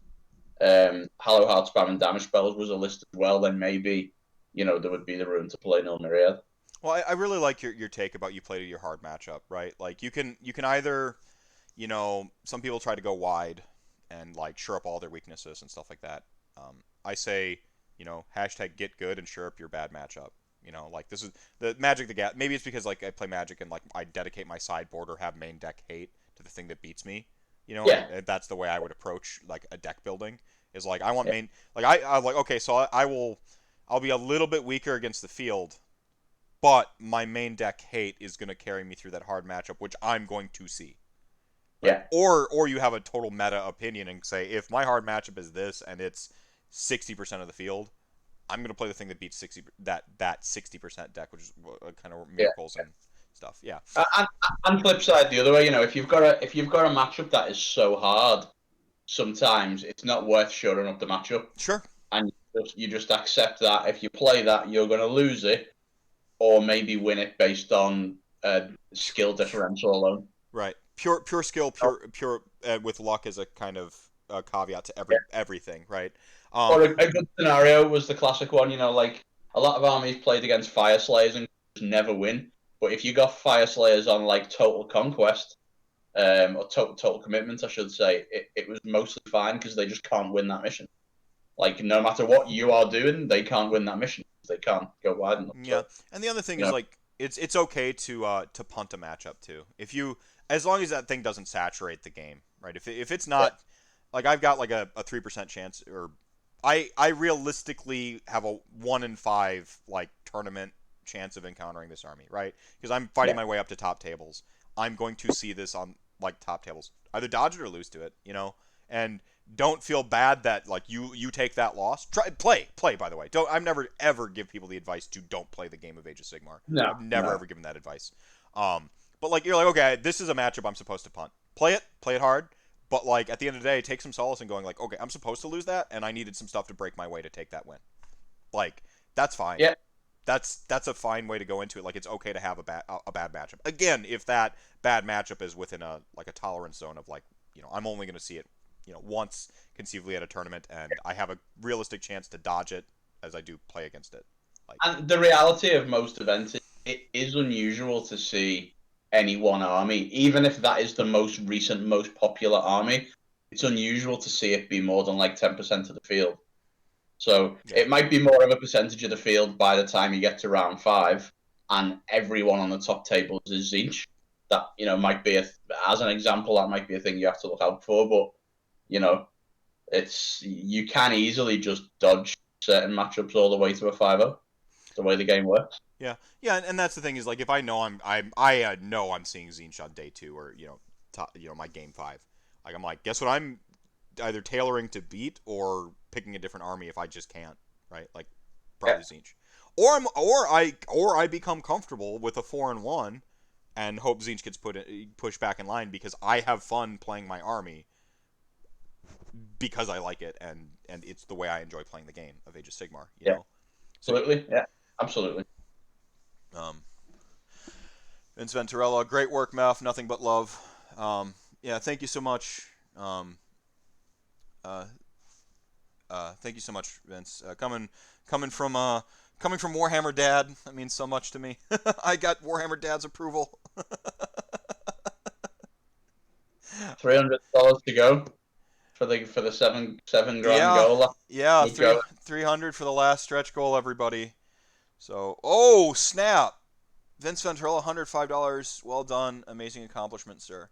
Um, yeah, so wow. And Vince has of course donated some time. He's donated.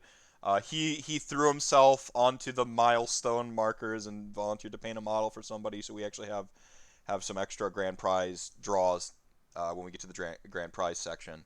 Nice. What's your character, Vince Venturella? What is your character name in for Muppets Evolved? By the way, did you?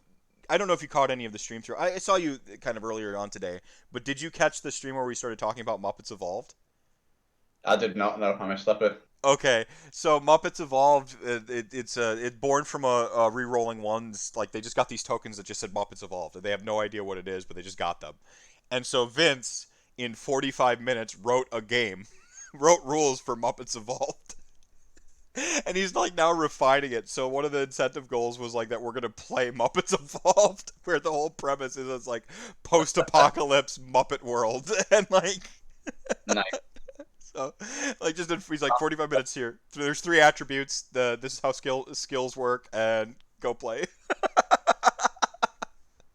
I love it. Yeah, yeah. So that was just like, oh man, this has been awesome. You actually sent me a text. I don't know if this is still a reality. Um, about Dexter. Oh yeah, I asked him if he wanted to come on and say hello, but I don't know whether he is actually going to turn up or not. Fair enough. You Fair know, enough. Yeah, fair enough.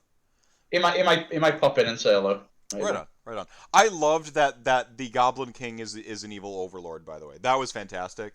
And I immediately. I can't spoil it because now you're going to be in my game, and I don't expect you to come back through 27 hours of footage to find it. But whilst reading whilst reading your rules, I immediately had an adventure idea. Immediately, I'm like, I know what this adventure is. Like, I know how to tell this story, and like, I look to the camera and I'm like, you just saw in real time what it's like to be a writer and get an idea. Like, you're just like, like that's what that's like. That's what it's like to GM in real time. Like an actual light bulb. Yeah, like it was. Yeah, light bulb here. I think if I you also run, did. yeah, yeah, I think if you run back the tape, you can see the light bulb appear. Like you can probably in slow motion, it just like goes. It was 1 a.m. Central Standard Time. Thank you, Nosh. Uh, yeah, yeah, yeah. Vince dropping bills. I like this. He's dodging the question though. What's your character name for Muppets Evolved? Like, what's the character name? 10 out of 10 will play. Can we get a just play review of Muppets Evolved, maybe? Down the line. Yeah, I'd have to take a look at the rules. Yeah, we'll forward the rules to you. We'll do a show. Yeah, there you go. There you go. Oh man. Oh yeah, I gotta shave my goatee. Yeah, I'll do the thing. As soon as this comes down, I'll just shave it off. Or do I have to go and shave it real quick in real time while Ian talks about what do you Monologue. monologue again? Second monologue. Yeah, second monologue. Let me know. Chat gang, what do you think? Do I walk away and shave right now? I'd probably get shaved in probably about 5-10 minutes. Depends on how thorough a job I do. You should shave live on camera using only the camera to shave with. Oof. Oof. Baby face for the finale. Okay, I'll do that in the finale. I'm gonna bring Heywoah on, and he can, instead of you having to go into 2 monologues, I'll have Heywoah do 1 monologue, and that'll. Yeah, I'm worried about shaving after 27 hours of no sleep as well. I'm not sure that's the best idea in the world. I'm fine. Like I'm actually like fine right now. Foggy. Yeah. Getting it, like I can feel the brain loops where like it's like your record skips a little bit sometimes when you're having a thought. But for the most part, considering it's 27 hours and I've been personally awake for 2 on top of that, so 29 hours of activity. And usually I don't get like the tricks of light until about 32 hours. So we're good. I have a random funny anecdote about shaving. Okay, yeah, love it. So when I used to live in Iceland. That's not relevant to the story, but one day we were getting ready to go out for a night out, and on the way home from work, I went and bought a bottle of Jack Daniels and some razor blades because I needed a shave and I needed some drink, right? Like for when I was getting ready to go out. So I get home and I live with like some friends and I leave the receipt for a bottle of Jack Daniels and razor blades on the kitchen table. And I take my bottle of Jack Daniels and razor blades into the bath, go and get into the bath. Right, and I'm sort of like sitting there with a bottle of Jack Daniels and a glass and drinking some JD, and I'm having a shave, and my housemate bursts in, kicks the door down, because he thinks I've killed myself after having bought a Jack Daniels razor blades and left the receipt out, and he thought I was trying to commit suicide. Is the But I was actually just having a shave and getting me drink on. Really instant. Oh my gosh, man, and we had some really heavy discussions tonight about like some suicide and mental health throughout the 27 hours. I watched the section. And so I like that there's like a humorous version of that. That's And friends keeping an eye out for each other as well is good. yes, yeah. Read signs. Right. Right. No, that's actually pretty rad. That your friends have got your back, and I think that's what this community has shown me and certainly helped me kind of come through some stuff is like they got your back. Disagree on opinions about competition and narrative and anvil of apotheosis and all that stuff. But at the end of the day, I just want to play games, roll dice, see my friends again. Sometimes get some trophies, get some swag to walk away with so I can validate myself and that I am the skilled player I think I am and whatever it is, but just rolling dice, playing the stuff, and hanging out with my friends. Having an excuse to get out the house and go away and just play 5 games of Age of Sigmar. I miss that. That's what I miss. Yeah, it's awesome. That's a lot of what is missing right now is just going and doing it. Like none of the competition sides or winning or the army building or anything. Just go and seeing the people. Jacob Berry here says, friends let friends sleep under tables at tournaments. Best friends take photos of it and post it on Twitter. It's true. Jacob Berry. I'm actually, where is the Jacob Berry dice tray with the sleeping under the table in it? Like, that's what I want. Actually, like, what do you think of Anvil of Apotheosis, actually? I'm curious, like, I don't think the UK is going to use it personally, like, in tournament play, but, like, I'm curious your kind of total view of it. I mean, I think it's fine. Like, okay, we can get some super cheap characters like that are much cheaper than you should be able to get, like the 30-point mage or whatever, right? But everyone gets access to exactly the same thing. So there's nothing in there, bar the +1 save command ability, which I think I would just ban. Yeah, just get rid of it. That's just, broken. Access to +1 save is too good. But I don't think there's anything else in there. And if there is, I haven't read it that deeply, but if there is anything else in there that's just silly, you just cross it off the list and just let people make the characters, because what difference does it make if every army gets access to one 30-point wizard? It's just like giving every army an extra 70 points. It's not really a big deal. The monsters that you can make with it are not really that powerful unless we accept that, we actually care that much that Ethereal Amulets left the game. Like, it's just not that bad. Everyone gets the same thing. The real problem with it is it's too complicated for a tournament. So the building of it is too complicated. When you look at someone's thing they've made, you have no real way of knowing whether they've made a mistake or spent too many points on it, accidentally made the character wrong. It's just logistically difficult. Yes. But like balance wise, if everyone gets one, if assuming you've got a restriction like you can only use one character, for example, if everyone just gets one, I don't think it really makes a real difference, to be perfectly honest. Well, it won't be used. No one will use it. Right. But regardless. Yeah. No, I like that. I like that take. That's really close to kind of my perspective on it. The logistics of like, especially like the list checking, like having to we check lists at tournaments and stuff like that. Now you have to check everyone's AOA character. Like there needs to just be like an app that we all accept as like, this is screened and this is checked and we know this is a correct app. That way, via the transitive property, I understand that if this app is correct in its application, then I know that if I see it printed via the app that it is accurate, which is what we do with essentially War Scroll Builder with the exception of, I guess, battalions. But War Scroll Builder we go, I know that War Scroll Builder is correct, so when I see all the points totaled up in a War Scroll Builder, printed off sheet, I go, I give it a quick look, cross-reference it a little bit, and I go, yep, okay, cool. AOA needs something like that. If it's to see tournament play. I can certainly see some tournaments saying one's allowed, and I don't think it's that big a deal. I think, ultimately it's a narrative tool, but I don't see why not. Yeah, and then we got Chaos Spawn Wargaming coming in with $5. AOA forever. I just like when it's done. Like people just like making their own characters and stuff. I think it's kind of awesome. I like the Johnny Toolbox aspect of it, where you're gonna like look at your army. What does it need? Can I build that with this? I kind of dig that. Personally. I think you can put very simple restrictions around it as well to make it workable. If you say like characters have got to be minimum 100 points or something, so you can't do 30-point mages. Characters, maybe you say you can only take one of anything, so there's no stacking of anything. Maybe you limit it to 200 points, so people can't just make ethereal monsters, which is what a lot of people would do if that's whatever your issue is with it as a TO. Put very simple restrictions around it, or make people take multiples. Your character must be 200 points. You get most of the coolness of building your character without the min-maxing element. I don't know. There's a bunch of ways to make it mostly work, and it'd be fine if you really wanted.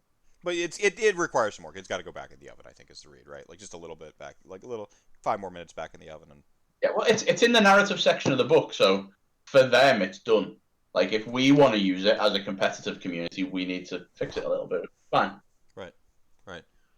I would rather the points go back in the oven, come out with slightly better points changes.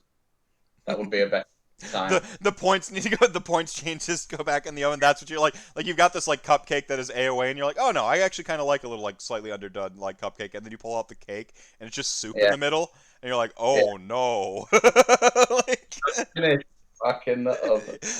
Oh no! And you just put the cake back. And then like you're just like snacking on the cupcake, just like staring like at your at the oven, just like, oh, I hope it's done in time. That's a fantastic. No, I like that. Artifacts. Where do you come down on realm artifacts? Like what?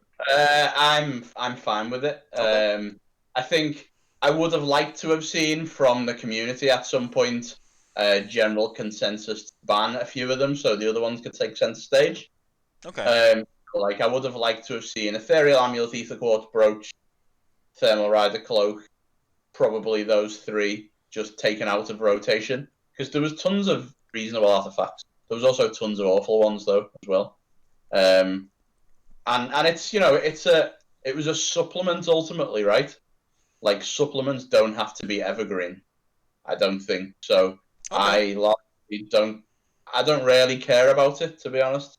I think change for change's sake is fine sometimes, and I think in this case it's fine. I do feel bad for the armies that do have genuinely bad artifacts, and now they have nothing. Yeah, I struggle to to name an army with generally bad artifacts, though. Like people say, "Oh, we've got no good artifacts now," but most books don't have any don't have many auto take artifacts. Plenty of good artifacts that people have never used because they never tried. So I think, yeah, I'm okay with it. So maybe the Fine. line about reassessing your own artifacts, there is some truth to it, or there is some weight to it. Like, people will go back into their tomes and look at them again. Yeah, so I had this argument about when I was playing Stonehorns at the start of the year. There's an artifact in the Ogre Tribes book called Alvaga Rune Tokens. I don't know how to pronounce that word. Which I think at the time was arguably better than the Ethereal Amulet. Because the army did not really need more survivability. What it needed was actually more offense, more reliable offense. And that artifact was like a balance between the two, rather than just being purely defensive like the Ethereal Amulet. And I think if I'd played the army a lot more, I would have probably played that artifact anyway. And I think there's a lot of artifacts like that people never really tried, because it's easy to just stick an amulet or a thermal rider cloak or an ether quartz brooch on something, when there were a lot of other good artifacts out there. I mean, I don't know if I was cutting you off. Yeah, I do think like a small counterpoint is that they were known commodities. So like, it had like sort of a degree of known commodity. So like, I don't know your obscure artifact. I know what Ethereal Amulet does. When I walk up to the table, we have our turn 0. We exchange our lists. We kind of like establish what type of game we're there to have. I don't know quite the practices in the UK. I assume they're very, very similar though. Establish our turn 0. Maybe do a fist bump or the competitive dab. I think is like where we're gonna go instead of like handshaking. Elbows. Yep, the elbows. Yeah, do the elbows or the dab. This is where we go. I like whatever it is. When I look at your list, I go, oh, thermal rifle. Okay, cool. Where's it on? The one with the cloak modeled onto it. You bought the Archeon cape and you put it on your Keeper of Secrets. All right, like okay, cool. Like target acquired or target to avoid. The having the known commodities and stuff I thought was like actually pretty okay for the game. Yeah, I guess so. But that's just like point counterpoint. I think the game's wide enough. Fortunately, I think for there to be multiple opinions that are correct to varying degrees, right? I'm not. Real quick, $25 from the Bears. I'm excited for the 28-hour telethon next year. Gotta up the challenge. Yeah. Oh, all right. This wasn't so bad. I thought this was gonna be way worse than what it was, to be honest. But the rotating guests, the Chuck Moore Fitness Challenge, like great people to talk to, a good blend of anecdote and game talk. We didn't really like repeat a lot of the same conversations either, which was really interesting, and that was not intentional. Like I had the Best Coast Corsairs, the In Your Face podcast on. We talked narrative all night. I talked narrative with Jeremy and the West Coast Alex G, and I'm just like, like this is Rantcast. The general idea that like competitive players aren't interested in the narrative side of the game is mostly just flat wrong. Yeah. Like, if everyone wasn't interested in the narrative part of the game to some extent, we wouldn't paint things. We wouldn't like cool models. We'd probably play a different game altogether. Right. There's massive. We have massive investment in the lore just because we choose to play games that are more focused on who's going to win. Doesn't mean that the lore side isn't there for competitive players either. Common misconception, I think. No, I agree with that. I think it's unfair to lump in these gameplay styles as like mutually exclusive or the ways you enjoy or experience the game. The entire concept of competitive and narrative players is mostly bullshit. I think it's not like everyone is both. Almost everyone is both. You just have a push pull on the sliding scale. Yeah. To some extent, or you just play both separate. Like I'm playing 40k right now purely narratively because I don't want to play another competitive game and I want to play it for fun. So I do both. I think a lot of people. Yeah, right on. Symbol says there are a few weirdos out there that genuinely just playing Warhammer to win, but they are so rare. Yeah, perhaps. B. Timmy says, is the Acific D item just an actual useless artifact? Currently, yes, it is. Yeah, it actually. Well, no, technically. Because it's a 12-inch instead of 6, I guess. Yeah, so technically it does a very small thing. Yeah. Yeah, so it's not technically useless. It's just mostly useless Because, by about 6 inches of on a model to model basis. So it's not even like unit within that additional 6 inches. yeah, It's if it's model. not your general. Yeah, It's it's model. got a niche. It's funny because I remember when Legions of Nagash first come out, and one of my original Legions of Nagash lists way back when was like an Pacific Diadem skeleton buff and list with 160 skeletons in. It That's was true. like the yeah back when a 6+, back when things didn't just have a 4+ base like they do now, and that extra 6+ actually meant something. It did because you're rolling like volume of dice. I'm gonna save like if I'm taking off like 10 skeletons, I might keep two on. Like Yeah, that just like because I'm rolling fistfuls of dice. Yeah, that's yeah, exactly. I actually ran through like my sort of a tenure there prior to this last year's LON thing. I was running kind of shifting between a few different builds, but I usually brought like the buff skeleton version with like an Pacific D item as like especially if I had Death March as my second artifact, because I really yeah, actually 20 like here's 10 to 20 Black Knights depending on what flavor of silly build I'm doing, and just like pushing them in your face and saying oh, it's knife to the heart, like just like here's 20 yeah, of them, wrap them around you, like on the charge, boom, did I kill enough? Okay, cool. You're never gonna yeah. kill the 80 skeletons back there. No. Like with like I only ever lost one game with that army, frustratingly, but I only ever got to play it in one tournament as well. that was my Oh first. well. That was my first list, but also with only 40 skeletons. I like the Hondo skeletons was kind of where I settled in. Two 40s and like a block of 10 Black Knights, unless I was on Death March, and then that looked a little bit different. So we're down to like the last few minutes. Ian, thank you for coming on the show, man.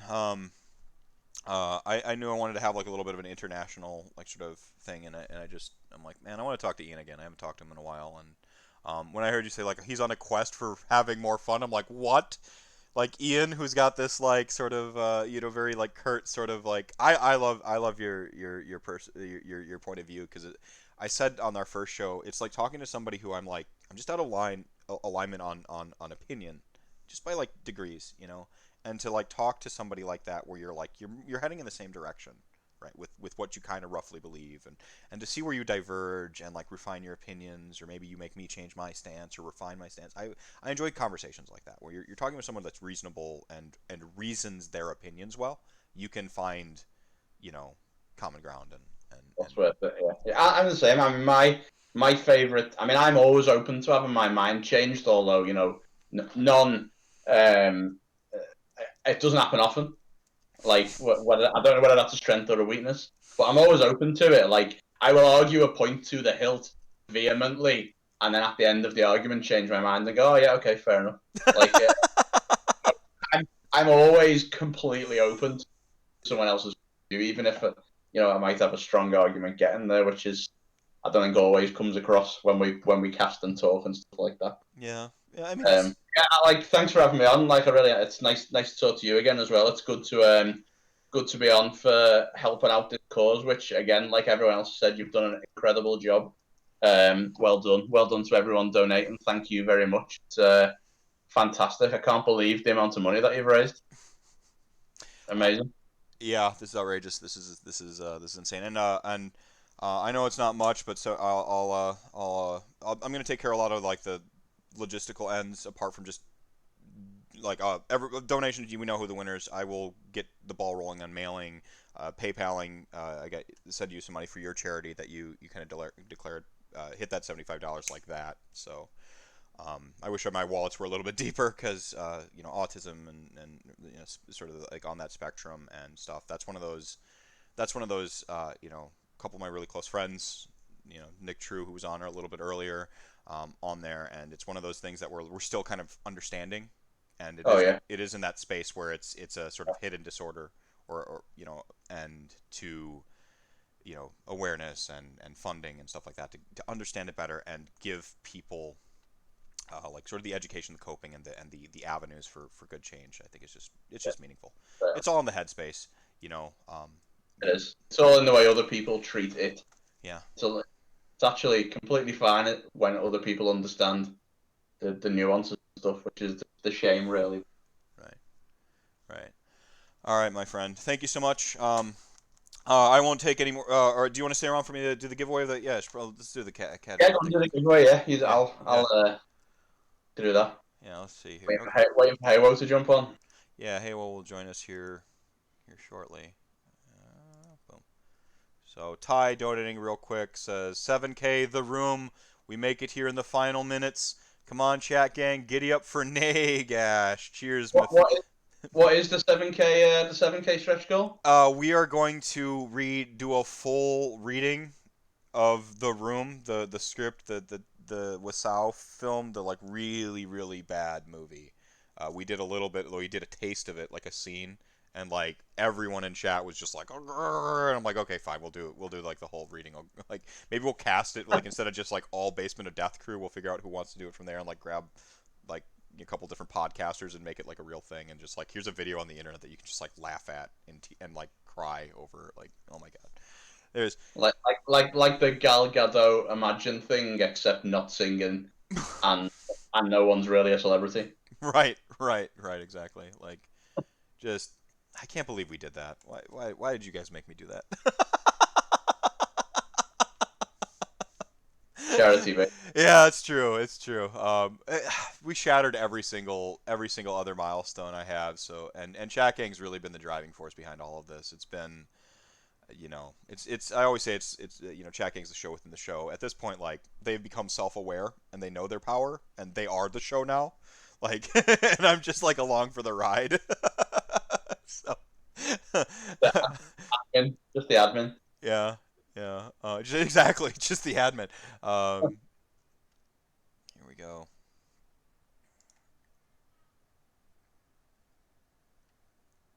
You could draw a winner that's in the UK, so I have to spend less postage. That'd be fantastic. I got you, dude. I'll go ahead and compromise the integrity of this whole thing, bro. Yeah, it's good.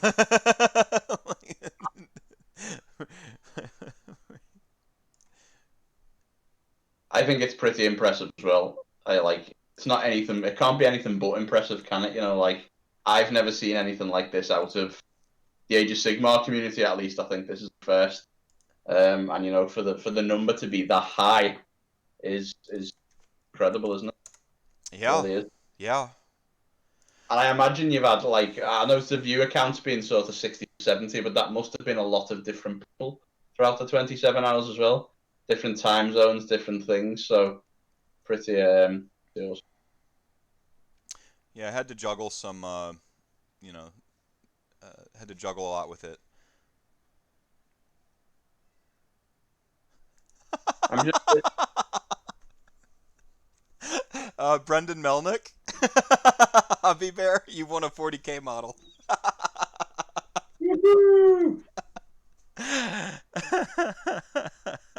Brendan, if you cut his power fist off, you can give him a great sword or something.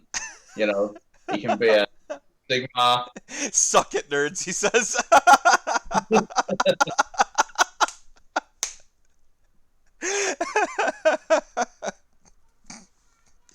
I mean, so like, Detroit did win a prize earlier tonight.